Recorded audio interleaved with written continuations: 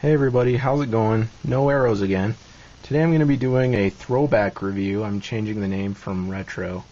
I just think throwback sounds a little better. It sounds a little more accurate, I guess. I mean, retro is kind of subjective in a way, but throwback is, you know, anything can be a throwback, so I'm sticking with throwback. Anyways, today I'm going to be doing Like a Velvet Glove Cast in Iron by Daniel Clowes. And this is a comic that was serialized in 8-Ball, which is his starting in 1989, sorry. Which was Clowes's anthology series he did with only his stuff. Like he did the whole book, but it was in anthology format, which is a neat idea. I wish more people would do that. It was more common at the time, but it seems like that concept has kind of vanished somehow. I mean, who's that one guy does lose DeForge. But anyways, it's a very surreal comic. Sort of, I mean, if you know Clowes through, you know, his more realistic work like Ghost World and stuff, you might be a little surprised by just like how strange and kind of offbeat this comic is. Don't look at that. 18 or older.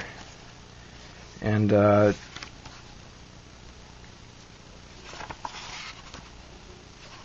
was I gonna say?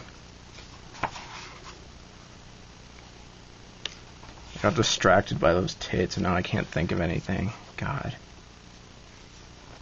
Oh yeah, I'll tell you what it's about. It's about this guy, and he sees this he goes into this porn theater and he watches this porno, and he sees his wife in the porno, and so he goes on a journey to go and find her. And it's just really weird, and then from there it just becomes this just kind of surreal adventure. There's this, you know, little Kilroy was here type drawing that ends up being which is you know, it's embroiled in this conspiracy and stuff, and then there's this, you know, this weird looking girl who has a crush on him, and then there's a cult and everything, and it's just really out there. And I mean, if you're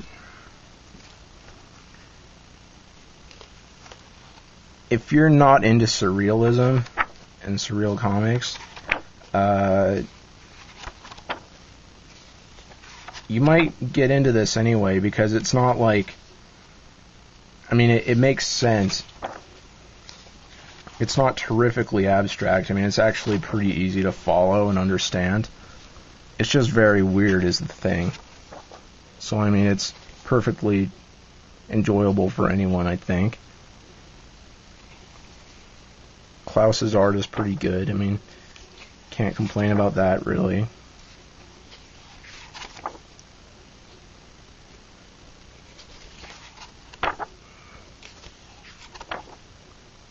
Did I just say it makes perfect sense? Maybe I wouldn't go that far.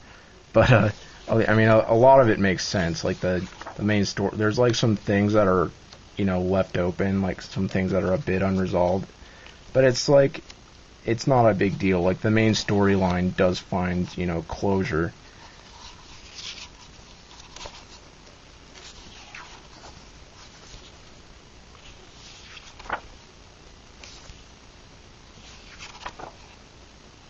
And you get lots of neat imagery and sort of weird ideas, and, you know, a nice little dreamlike atmosphere and all that good stuff.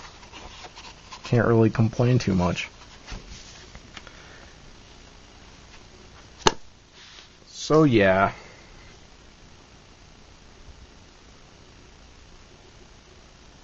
It's a good comic. Did I mention Fantagraphics put this out?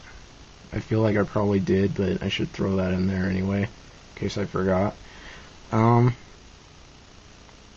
I mean, if you've read Ghost World and you're like, you want to see a different side of Clowes, like the complete opposite side, really, check this out. It's really good. I think I prefer it to Ghost World, and I'm usually someone who prefers a more straightforward story. Like I like Clowes's, his more realistic stuff too, but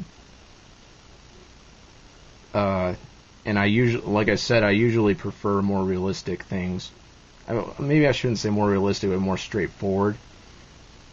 But this one just kind of, it rings true in some ways. Like it just kind of jumps out at you with its creepy atmosphere, and it's sort of, there's like a sense of humor too, and there's some really wild characters and a lot of strangeness, and it connected with me in a way that a lot of more surreal or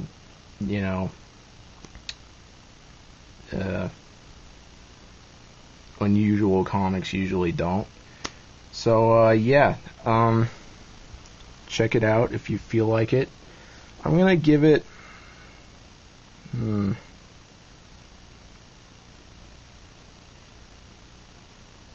gonna give it a 7, but I'll add that if you're into this kind of thing, then you would bump it up to an 8 or a 9, because it is very good. It's a really nice comic.